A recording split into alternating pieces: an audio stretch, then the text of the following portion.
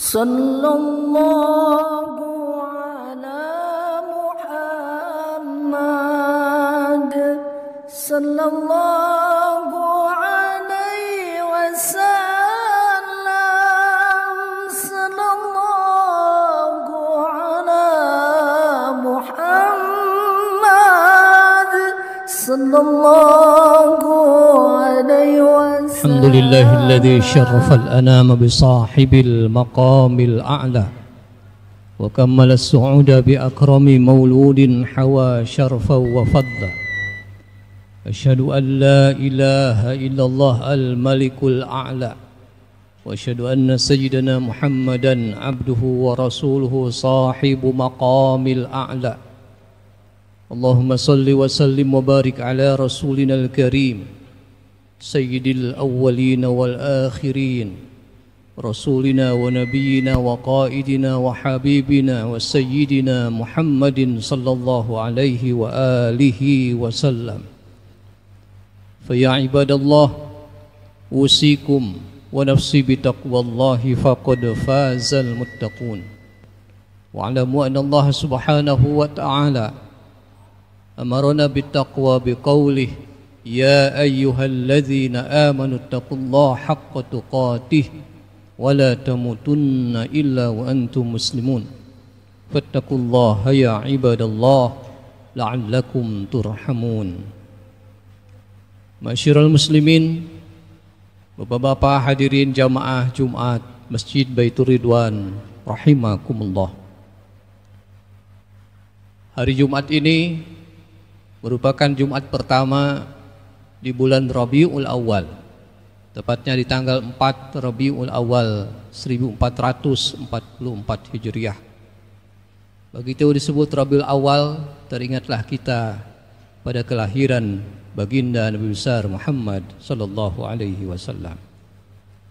Dalam kesempatan khutbah Jumat ini, perkenankan khatib membawakan tema khutbah 5 hikmah dari peringatan kelahiran Nabi Muhammad sallallahu alaihi wasallam. Ada dua istilah kata yang populer, ada maulid dan maulud. Kalau maulid berarti tempat dan waktu kelahiran. Kalau maulud menuju kepada bayi yang dilahirkan. Jadi ketika ada bayi yang dilahirkan, itu adalah maulud. Dalam konteks kelahiran Nabi dengan kata maulud, maka mauludun Nabi maksudnya adalah kita mencoba mengenal sosok kepribadian siapa sih Nabi Muhammad sallallahu alaihi wasallam. Kalau maulid tempat dan waktu, artinya seluruh perjalanan hidup beliau sejak lahirnya sampai wafatnya. Karena itu agak mustahil kalau di satu waktu peringatan maulid membicarakan seluruh episode kehidupan sejak lahir dari bayi sampai wafatnya 63 tahun. Hanya sekelumit saja, sedikit dari yang bisa disampaikan. Karena itulah membicarakan hikmah kelahiran Nabi, maulidin Nabi Muhammad SAW, paling tidak menurut khatib ada 5. Pertama, bahwa hikmah dari kelahiran Nabi Muhammad SAW dan kita peringati ataupun kita rayakan kelahiran itu, yang pertama adalah mengenalkan lebih dekat kepada umat sosok Nabi Muhammad SAW. Jadi kita ingin mengenalkan lebih dekat supaya umat itu lebih tahu nabinya. Karena banyak umat Islam tidak tahu bagaimana nabinya. Dengan peringatan maulid itu diupayakan supaya umat itu lebih kenal dekat dengan Nabi. Dari kenal maka akan timbul rasa kasih sayang. Dari kenal maka akan timbul rasa mencintai. Kalau sudah mencintai maka orang akan terdorong untuk meneladani Nabi. Jadi nggak bisa bicara meneladani Nabi, mencintai Nabi kalau orang tidak mengenal sosok yang akan dicintainya, sosok yang akan diteladaninya. Maka begitu penting upaya mengenalkan sosok Nabi. Karena banyak yang masih salah faham. Dianggapnya Nabi kita itu Nabi yang sakti mandraguna. Nabi kita adalah qul innama ana basyarum mislukum. Sampaikan wahai Nabi bahwa aku ini adalah basyarun. Dari segi fisik kulitnya sama, kepalanya di atas, kakinya di bawah, tangannya dua, melihat dengan mata. Sama. Bedanya yuha ilayya annama ilahukum ilahu wahid. Bedanya aku diberi wahyu, bimbingan langsung oleh malaikat Jibril dari Allah Subhanahu wa taala. Banyak kita yang menganggap sosok Nabi ini sosok yang secara fisik aneh-aneh. Tidak. Bahwa beliau adalah sosok yang tampan, iya. Tapi lebih tampan lagi isi hatinya. Beliau adalah sosok yang dalam kata Sayyidina Ali, datang seorang sahabat Badui, datang kepada Sayyidina Ali. Bagaimana sih? Saya ingin tahu sosok Nabi Muhammad SAW. Sebelumnya datang kepada Sayyidina Abu Bakar, datang kepada Sayyidina Umar, bahkan datang kepada putri beliau Sayyidah Fatimah, semuanya angkat tangan, tidak mampu. Datang kepada Sayyidina Ali. Sayyidina Ali balik bertanya ke orang Arab Badui itu, beri gambaran kepadaku, beri ceritakan padaku bagaimana nikmatnya dunia. Si Arab Badui bingung, gimana ya? Pokoknya dunia ini enak aja lah. Tapi apa gambarannya? Susah diucapkan, susah digambarkan. Kata Sayyidina Ali, dunia ini mata'ud dunya qalil. Kehidupan dunia ini sedikit, pendek, dan tidak bernilai di sisi Allah. Yang sedikit, yang pendek saja kamu susah membayangkannya. Ini kita ceritakan sosok yang agung.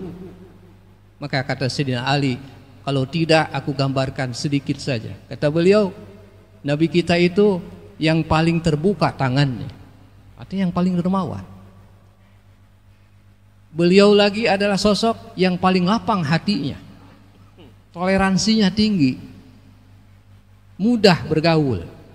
Kata beliau lagi, Nabi kita Muhammad SAW adalah Nabi yang jika orang melihat pertama kali akan timbul rasa segan kepadanya. Bukan takut, segan. Begitu berwibawaannya Nabi. Nah ini hadirin jamaah rahimakumullah, hal-hal ini yang barangkali ketika peringatan Maulid Nabi perlu disampaikan supaya kita umat ini kenal dengan sosok Nabi kita Muhammad sallallahu alaihi wasallam. Yang kedua, di peringatan Nabi juga hikmah yang kedua yang bisa kita dapat bahwa dengan peringatan Nabi Muhammad SAW kelahiran beliau adalah momentum untuk mensyukuri nikmat Allah. Apa hubungannya? Mensyukuri nikmat dengan kelahiran Nabi. Seorang ayah, seorang ibu begitu berbahagia dapat bayi, dapat anak, bahagia, senang banget. Kesenangan, kebahagiaan seorang muslim ketika lahir sosok Nabi Muhammad SAW harus melebihi kesenangan dan kebahagiaannya ketika dapat bayi. Karena apa? Karena kelahiran Nabi adalah kelahiran manusia yang paling agung, yang paling mulia. Dengan sebab kelahiran Nabi, dengan sebab kelahiran beliau, diutus beliau jadi Nabi dan Rasul, kita bisa mengenal Allah Subhanahu wa ta'ala. Karena itu salah satu wujud dari rasa syukur kita atas kelahiran Nabi, kita dianjurkan banyak-banyak baca sholawat, terutama hari Jumat ini, lebih-lebih hari Jumat. Dianjurkan banyak baca sholawat sebagai salah satu cara kita untuk tanda kutip bayar hutang jasa kepada Nabi. Kita ini berhutang loh, jangan merasa tidak punya hutang kepada Nabi. Cuma kalau dibayar dengan duit susah. Jasa beliau lebih dari orang tua kita. Jangan anggap orang tua kita jasanya melebihi Nabi, enggak. Jasa beliau itu lebih besar, lebih hebat daripada jasanya orang tua membesarkan kita. Karena itu Allah memberikan kepada kita jalan. Kalau kamu ingin paling tidaklah ya ingat jasa-jasa Nabi Muhammad SAW, perbanyaklah baca sholawat. Semakin banyak baca sholawat, berarti tanda orang itu berterima kasih kepada Nabi Muhammad SAW. Nabi tidak minta apa-apa dari kita, nggak minta harta kita, nggak minta apa. Allahnya perintahkan, wahai umat, sallu alaihi wasallimu taslim. Salawat sajalah, cukup salawat itu. Anda sambil duduk mudah. nggak mahal, nggak berat, nggak harus pakai wudhu, nggak harus pakai segala macam menghadap kiblat, nggak, duduk kemana saja, menghadap kemana saja dalam keadaan apapun, bacalah salawat pada Nabi sebagai cara kita berterima kasih kepada Rasulullah SAW. Yang ketiga, momentum dari kelahiran Nabi Muhammad SAW, hikmah yang ketiga, kita diingatkan dan dikenalkan supaya umat ini lebih kenal dengan ajaran-ajaran agama Islam. Kan biasanya kalau peringatan Maulid dikenalkan Islam, itulah orang yang jarang ngaji, mungkin setahun sekali nggak pernah ngaji, yuk kumpul saat peringatan Maulid. Paling tidak mudah-mudahan ada hidayah sehingga bisa istiqomah setelahnya. Kalau nggak diperkenalkan, nggak diajak, kan itu hanya bungkus saja, hanya strategi. Tapi isinya dan peringatan Maulid pastilah diperkenalkan tentang Islam. Orang supaya kenal dengan agama kita. Banyak dari kita ini nggak kenal ajaran agama kita. Gimana sistem ajaran agama kita? Ekonominya, politiknya, pendidikannya, bagaimana muamalah bergaulnya, bagaimana ibadahnya. Setiap kita, bukan hanya kewajiban ulama, tapi setiap individu muslim punya kewajiban harus tahu tentang pokok-pokok ajaran agama. Dan itu bisa dikenalkan melalui peringatan Maulidin Nabi Muhammad SAW. Yang keempat, hikmah yang bisa kita ambil dari setiap peringatan Maulid itu, bahwa Maulidin Nabi mengajarkan kita dan mengingatkan kita perjuangan Nabi Muhammad SAW dan pengorbanan beliau. Jadi sebenarnya kita dikehendaki dengan peringatan Maulid itu untuk menjadi pejuang-pejuang, menjadi orang-orang yang tangguh, yang ulet, yang sabar, yang tidak cengeng, yang tidak pesimis. Nabi itu begitu beratnya, orang tuanya wafat, tidak ada yang membesarkannya, kehidupan sosial masyarakatnya berat, lebih berat dari kehidupan sekarang kita. Jadi kita pun menjadi relevan dalam keadaan sekarang. BBM naik, kehidupan sosial ekonomi berat, ya, inflasinya tinggi, keadaan dunia macam-macam, habis Covid dan lain-lain, baru pulih ekonomi sudah begini dan begitu. Tapi kita diingatkan untuk hidup ini bahwa memang laqad khalaqnal insan fi kabad, bahwa kehidupan manusia itu memang penuh kesulitan. Kita harus sadar itu. Selalu ada kesulitan-kesulitan. Maka kita bisa meladani dari Nabi bagaimana perjuangan beliau, ketangguhan beliau, keuletan beliau. Jangan nyerah. Maka nanti kalau kita melihat sedikit daripada perbekalan yang Allah titipkan pada Nabi agar berhasil dalam perjuangan itu, Allah bekali beliau paling tidak, ya ayyuhal muzammil qumil lail, bangun malam. Itu senjata, itu senjata spiritual. Bangun malam jam 3, setengah 4, jangan sampai tidak. Paling tidak seminggu berapa kali, mau 2 kali, jangan sampai tidak. Jangan sampai lepas dari qiyamul lail. Apalagi yang kemudian Allah amanat kepada beliau sebagai senjata, menjadi pejuang-pejuang tangguh dalam menghadapi kehidupan. Warattilil Quran, baca Quran, tartila, dengan serasi, dengan sebaik-baiknya. Apalagi wadhkurisma rabbika watabattal ilaihi tabtila, zikir. Jangan lepaskan hati ini untuk online terus dengan Allah. Jangan kebanyakan online dengan HP, dengan WA. Urusan dunia nggak ada beres-beresnya. Ya, urusan dunia akan nggak ada beres-beresnya. Sampai kita tua, sampai mati, tiba-tiba mati saja, nggak ada beresnya.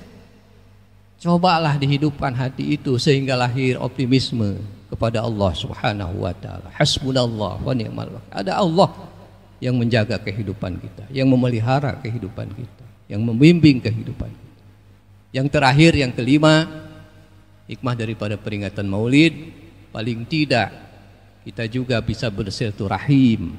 Dari silaturahim itulah akan kokoh persaudaraan kita. Kita rajut, yang tadinya tidak kenal dengan tetangga bisa ngariung, kata orang Sunda, bertemu, bersilaturahim, maka di situ ada komunikasi yang baik, ada keharmonisan. Kalau masyarakat sudah harmonis, baik, insya Allah negerinya, masyarakatnya menjadi negeri yang berkah. Baldatun thayyibah wa rabbun ghafur. Walaupun ada salah-salahnya pasti Allah maafkan, Allah ampuni. Bukan negeri yang kayak malaikat bayangan, negeri yang tidak ada salah, tidak ada dosa. Ada dosanya, tapi dosanya Allah maafkan. Karena apa? Karena masyarakatnya harmonis, baik, saling tolong, ada empati, yang kaya bantu yang susah, yang berkelapangan membantu yang berkesempitan. Itulah sebagian daripada momentum-momentum yang bisa kita dapatkan dalam setiap kedatangan bulan agung, bulan Rabiul Awal. Mudah-mudahan Allah Subhanahu wa taala senantiasa bimbing kita untuk mengenal Nabi, mencintai dan meladaninya. Senantiasa kita dilimpahkan dalam hati ini